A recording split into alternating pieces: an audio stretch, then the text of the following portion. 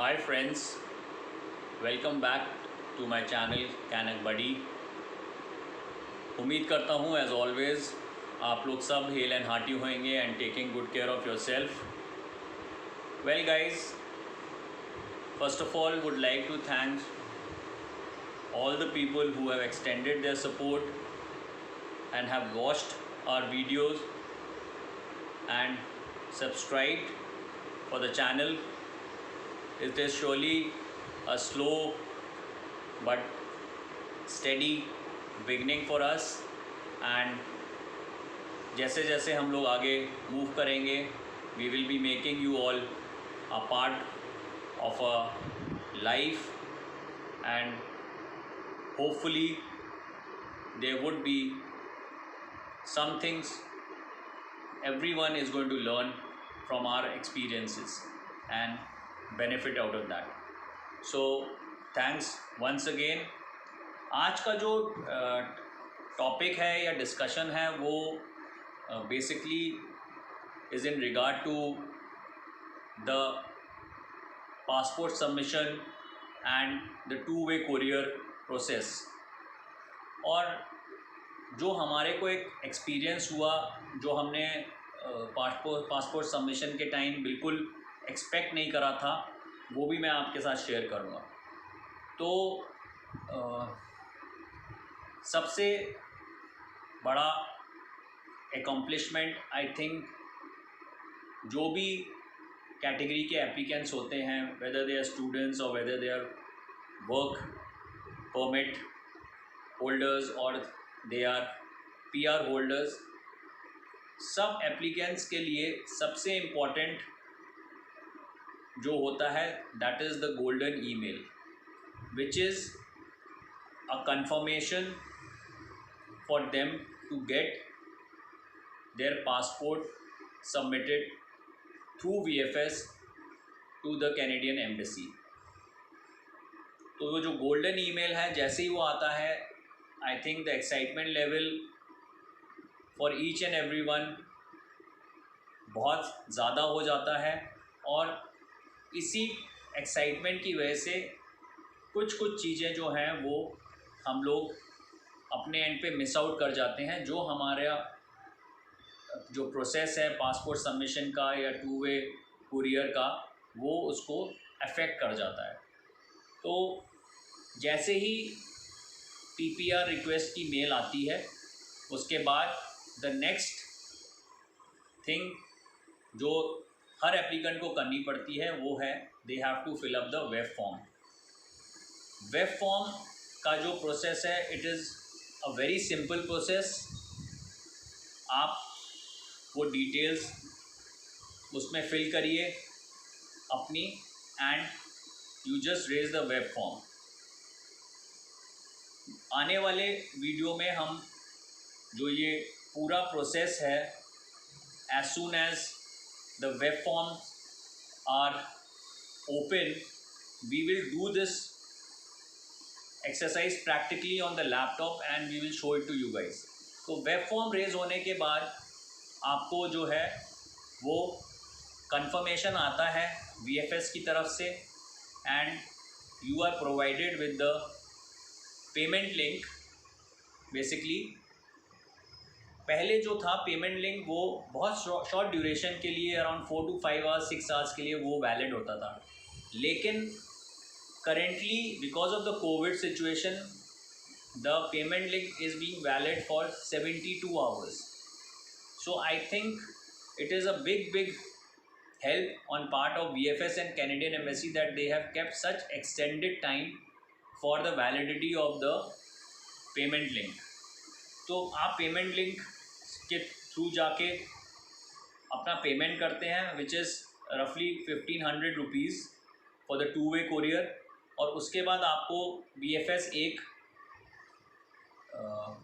Airway bill number assign कर देता है, जिसके अंडर आपका पैकेज ब्लू डार्ट के थ्रू पिकअप होता है, and you get an acknowledgement receipt from Blue Dart person, and the passport is sent to the VFS office. Basically मैंने जैसे कि लास्ट वीडियो में बताया था, ये प्रोसेस करंटली बहुत फास्ट पेस पे हो रहा है, which is again shows the professionalism on part of VFS and the concern Canadian Embassy has for all the applicants.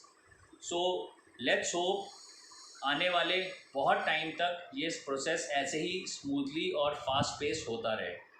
तो जब आपने एक बार अपना पासपोर्ट कुरियर वाले को दे दिया and it goes to VFS, then the VFS sends that, reviews your application and sends that passport to the Canadian Embassy in Delhi. I think work permit वालों का जो मेरे को आइडिया है, वो पासपोर्ट जो है it goes to, I think it goes to Chandigarh, and जो PR वालों का है, and I think even any student जो है शायद वो बेसिकली लोकल ऑफिसेज डील करते हैं उन पर्टिकुलर सिटीज़ की। I am not very sure about the student category, but I think that is the way it, or बाकी family and all these visas, I think they all get done by the embassy in Delhi. So embassy receives your passports, they do all their checking and review of that package, जो भी आपने documents भेजे हैं।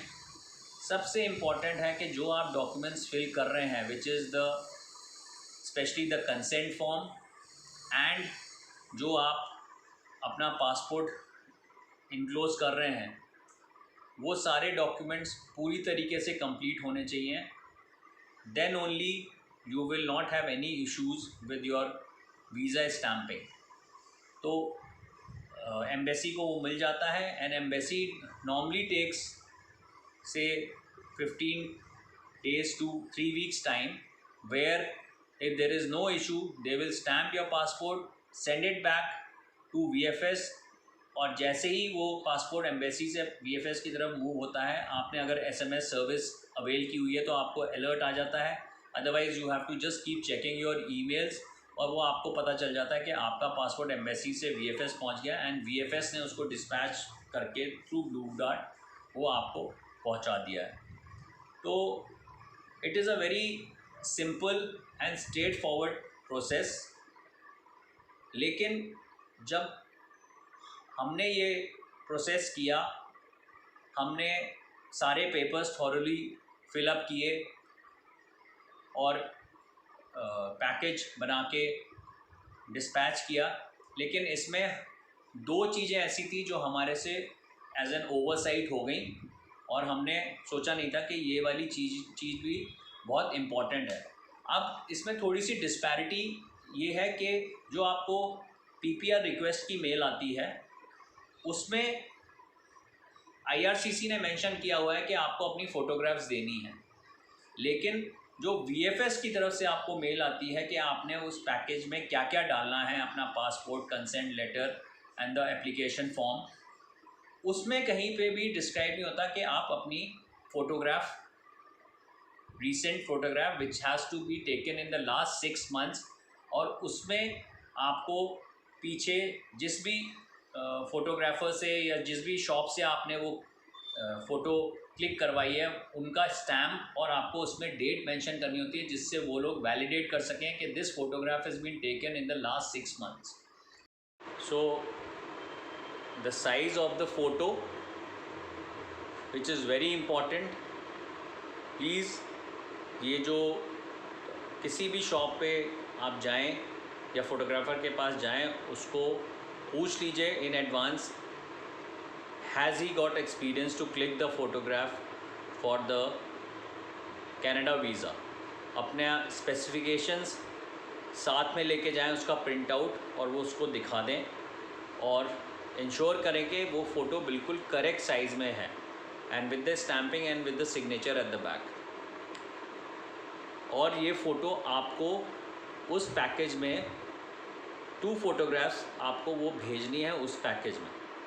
सो हमारे से क्या हुआ कि हमने ये फ़ोटोग्राफ्स उस पैकेज में इंक्लोज नहीं करे, and we just were hoping that everything is all right from our side. ये हमारा गेस था, लेकिन after few days we got a call from the Canadian embassy and they asked us as to why we have not enclosed the photographs. So मैंने उनको explanation देने की कोशिश की, लेकिन उन्होंने मेरे को बोला कि आपको जब IRCC के लेटर पे क्लियरली मेंशन करा है तो आपने उसको क्यों ओवरसाइट करा. सो मैंने उनको बोला कि obviously you know this is not something which we are doing on a day to day basis, thus I am really sorry for this and I will have it couriered to you the very next day. So उन्होंने मेरे को बोला आप हमें ये directly भेजिए ये photos. So that is what we did. We made an envelope, put the photographs and sent it directly to the Canadian Embassy in Delhi. इसके अलावा जो एक बहुत ही पिक्यूलियर सा इंसिडेंट हुआ वो ये हुआ कि जो पासपोर्ट था उसमें हमने पासपोर्ट देखे और वो पासपोर्ट पैकेज में डाले और वो भेज दिए. लेकिन अनफॉर्चुनेटली उसमें से जो एक पासपोर्ट था जो मैं आपको अब दिखा रहा हूँ स्क्रीन पे, अगर आप ये देख पा रहे हैं ये दो पार्ट जो इन दोनों पेजेस के बीच में है, ये और ये, the embassy rejected this passport saying that this passport is damaged and we will not be able to process this passport. तो can you imagine, like ये हल्की सी इसकी बाइंडिंग भी नहीं खुली है, मतलब ये हल्का सा पेज, दोनों पेज हल्का हल्का से अलग हो गए हैं. And in spite of this they said that this passport falls under the damaged category. इसमें पूरे पासपोर्ट में कहीं पे भी अंदर वाली बुकलेट में कहीं पे भी एक छोटा सा स्पॉट भी नहीं है, कहीं भी वो टॉर्न नहीं है. But in spite of that the embassy rejected this and my reason to tell you this is कि काइंडली प्लीज़ इंश्योर कि आप अपनी ये छोटी सी चेकलिस्ट एक बना लें जिसमें आपको सारे डॉक्यूमेंट्स, फ़ोटोग्राफ्स, कैसे वो फ़ोटोग्राफ्स होने चाहिए एंड अपना पासपोर्ट थॉरोली चेक कर लें जिससे कि you are not facing these issues.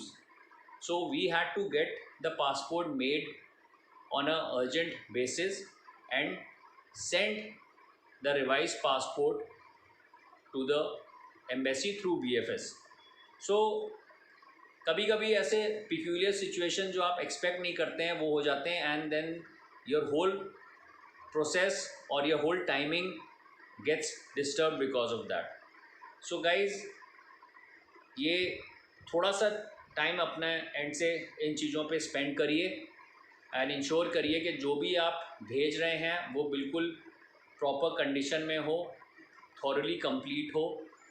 और अगर आपको थोड़ा सा भी डाउट है तो किसी भी ऐसे फ्रेंड से या रिलेटिव से आप जिनको इस चीज़ का एक्सपीरियंस है या कुछ यूट्यूब पे आप चैनल्स वॉच करके और इसको अंडरस्टैंड कर सकते हैं and then only ensure that you are sending your packages. So hope this information will help a lot of people. And before I close, as always, would request kindly please like, subscribe and press the bell icon. Please share your comments and please give your suggestions so we are able to make better content videos. And till we see you next time, please take good care of yourself and be safe. Bye bye.